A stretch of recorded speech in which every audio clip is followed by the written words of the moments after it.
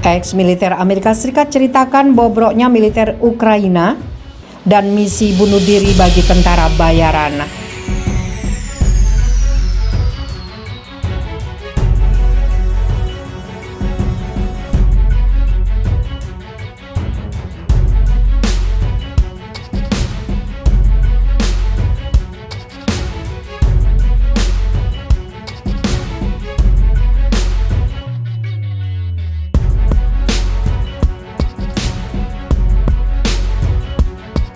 Tentara bayaran Barat yang berpartisipasi dalam pertempuran di Ukraina mengeluh tentang keunggulan total tentara Rusia di medan perang. Mereka mengakui organisasi yang buruk dan korupsi di jajaran angkatan bersenjata Ukraina membuat totalitas pertempuran berkurang.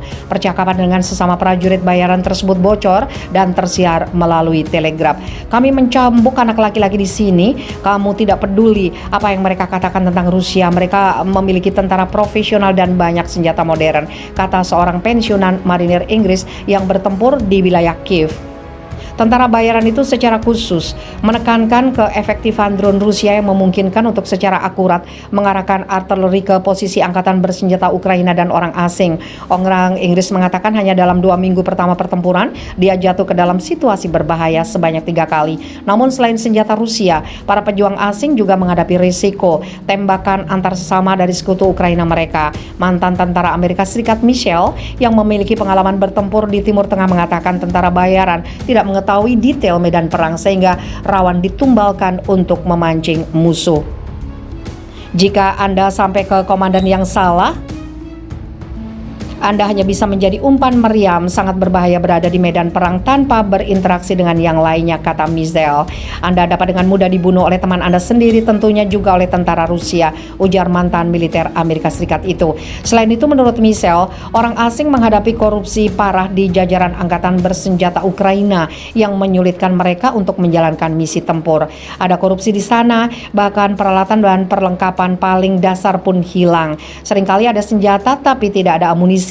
Tidak ada rompi anti peluru, tidak ada kotak P3K. Kami semua ingin berperang, tapi itu tidak membuat hidup kami lebih mudah, kata tentara bayaran Amerika itu menjelaskan.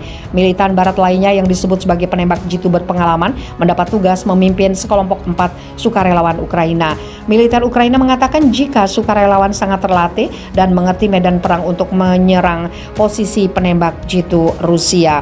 Tetapi ternyata komando angkatan bersenjata Ukraina kenyataannya malah mengirim petani lokal yang dipersenjatai dengan senapan berburu dan yang tidak pernah. Dia semakin kesal lantaran petani tersebut belum memiliki pengalaman bertempur, apalagi membunuh siapapun yang lebih berbahaya daripada rubah melawan profesional militer yang berkualitas tinggi.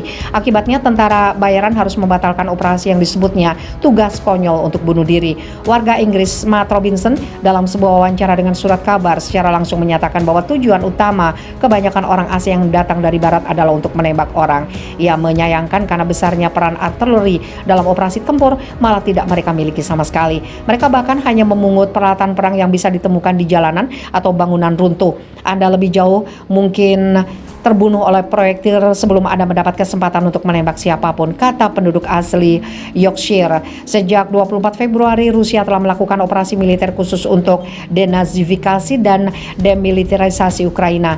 Seperti yang ditekankan Vladimir Putin, tujuannya adalah untuk melindungi orang-orang yang telah menjadi sasaran intimidasi dan genosida oleh rezim Kiev selama 8 tahun. Menurut Kementerian Pertahanan dan Angkatan Bersenjata, hanya menyerang infrastruktur militer dan pasukan Ukraina, tidak ada yang mengancam penduduk sipil.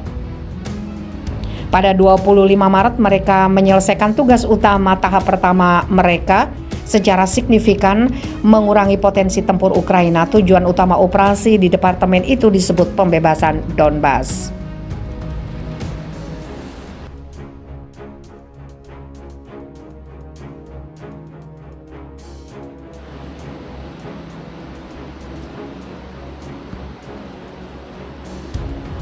Rudal Zircon Rusia bisa bikin Inggris kembali ke dunia batu dalam 10 menit.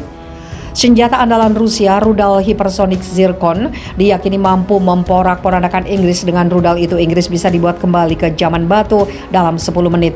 Zircon disebut bisa menghancurkan 50 atau 60 pembangkit listrik yang menyebabkan Inggris gelap permanen. Pernyataan itu disampaikan pembawa acara Rusia Vladimir Solovyov dalam sebuah acara propaganda membahas perang Ukraina. Acara itu mengangkat peran Inggris sebagai salah satu negara terdepan yang membantu Ukraina.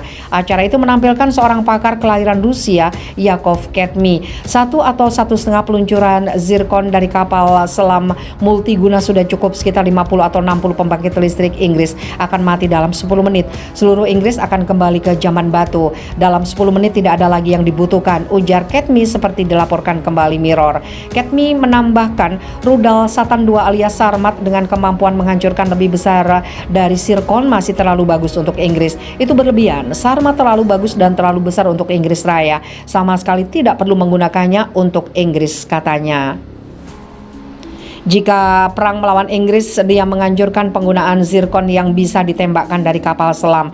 Seorang politikus Rusia, Alexei Zuraflov, pada acara yang juga dipandu Dmitry Kiselyov, sebelumnya menganjurkan penggunaan Sarmat. Bos Badan Antariksa Rusia yang juga sekutu dekat Presiden Vladimir Putin, Dmitry Rogozin, sebelumnya memperingatkan bahwa negara-negara NATO bisa dihancurkan dalam waktu 30 menit menggunakan bom nuklir.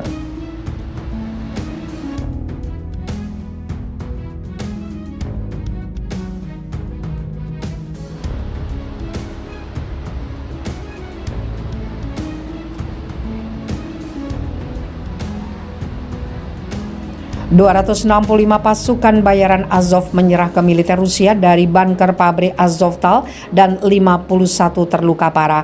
Militer Rusia berhasil mengamankan 265 pasukan bayaran Ukraina, yaitu tentara Azov, dalam pertempuran.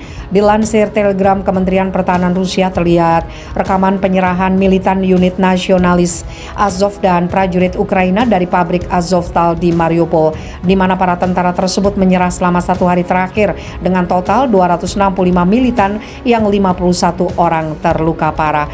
Namun militer Rusia dengan sigap melakukan perawatan medis kepada para pasukan Azov hingga dikirimkan untuk perawatan ke rumah sakit di kota Novo Azov, Republik Rakyat Donetsk.